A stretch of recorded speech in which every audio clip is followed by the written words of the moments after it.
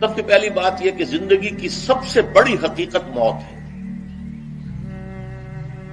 ہم بلائے رکھتے ہیں، اپنے ذہن سے اسے دور رکھتے ہیں، لیکن واقعہ یہ ہے کہ زندگی کی سب سے بڑی حقیقت موت ہے.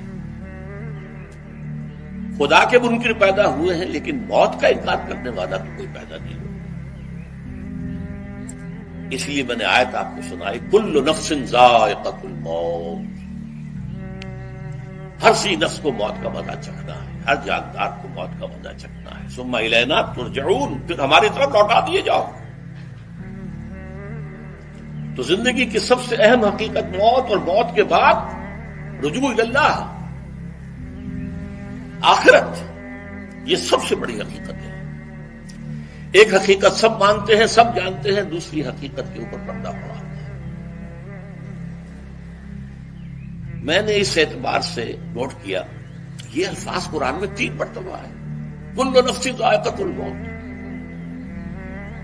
ہر جاندار کو موت کا مزہ چکھنا ہے. انبیاء اس سے مستثنا نہیں رہے، رسول اس سے مستثنا نہیں رہے، اولیاء اللہ مستثنا نہیں رہے.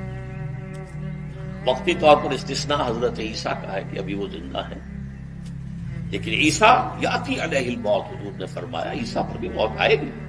جب دوبارہ آئیں گے، زمین پر اتریں گے، پھر اس کے بعد ان پر موت وارد ہوگی، ان کی نماز جنازہ پڑھی جائے گی، انہیں دفن کیا جائے گا حضور کے پہلے دن، شادی بھی کریں گے، اولاد بھی ہوگی. باقی تو یہ ہے کہ کل نفس ذائقۃ الموت، سب کو موت کا مزہ چکھنا ہے. عیسیٰ بھی بالآخر اس سے مستثنا نہیں رہیں گے. بلکہ قرآن میں ایک جگہ کہا گیا ہے افإن مت فهم الخالدون،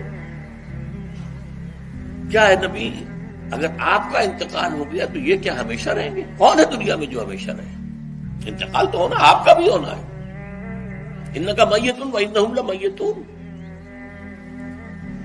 یہ تو مختصر ترین الفاظ تھے. اس سے آگے بڑھیے، سورہ انبیاء میں فرمایا کل نفس ذائقۃ الموت وَنَبْلُوكُمْ بِالشَّرِّ وَالْخَيْرِ فِتْنَةً وَإِلَيْنَا تُرْجَعُونَ. ہر جاندار کو موت کا مزہ چکھنا ہے، اور اس سے پہلے پہلے ہم تمہیں آزماتے رہیں گے، خیر کے ذریعے بھی، بھلائی دے کر، صحت دے کر، دولت دے کر، اولاد دے کر، شہرت دے کر، اور برائی کے ذریعے سے بھی، تنگ دستی دے کر، بے عزتی دے کر، اہانت دے کر، ذلت دے کر. وَإِلَيْنَا تُرْجَعُونَ، اور پھر ہماری طرف لوٹائے جاؤ گے.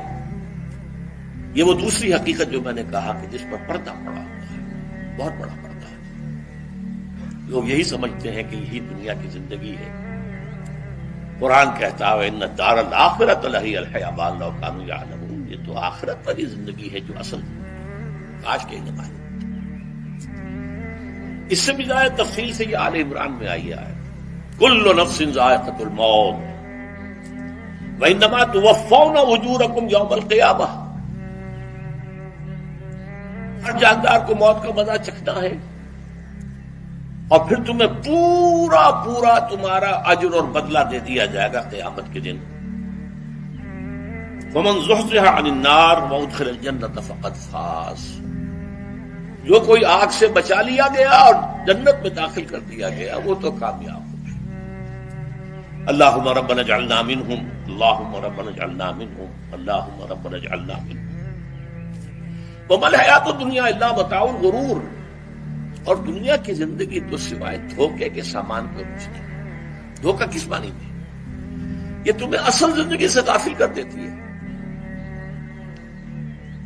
تم کہیں سفر پر جا رہے تھے، تمہارا کہیں گھر تھا، تمہیں واپس آنا تھا، تم راستے ہی میں کسی دلچسپی میں ایسے مگن ہوئے کہ گھر بار سب بھول گئے.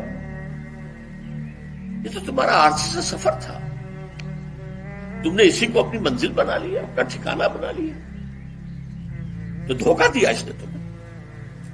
ویسے دنیا کی زندگی دھوکہ نہیں ہے، بڑی حقیقت ہے. اس لیے کہ حضور نے فرمایا انما الدنیا مزرعۃ الآخرہ، یہ دنیا آخرت کی کھیتی ہے. یہاں بو گے تو وہاں کاٹو گے، یہاں کچھ کمائی کرو گے تو وہاں اس کا بدلہ ملے گا. اس اعتبار سے دنیا بہت بڑی حقیقت ہے، ایک ایک لمحہ بہت بڑی دن کی شے ہے. لیکن اگر یہ دنیا تمہیں آخرت سے غافل کر دے تو اس سے بڑا دھوکے باز ہے. یہ اصل دجال ہے. میں نے تقریباً 60 برس کی عمر کو جب میں پہنچا تھا تو موت کا انتظار شروع کر دیا تھا. میرے قریبی احباب کو معلوم ہے، میں کہتا رہا، یہ بھی کہتا رہا کہ بھائی میں اپنے حصے کا کام کر چکا ہوں. جتنی صلاحیت اللہ نے دی تھی،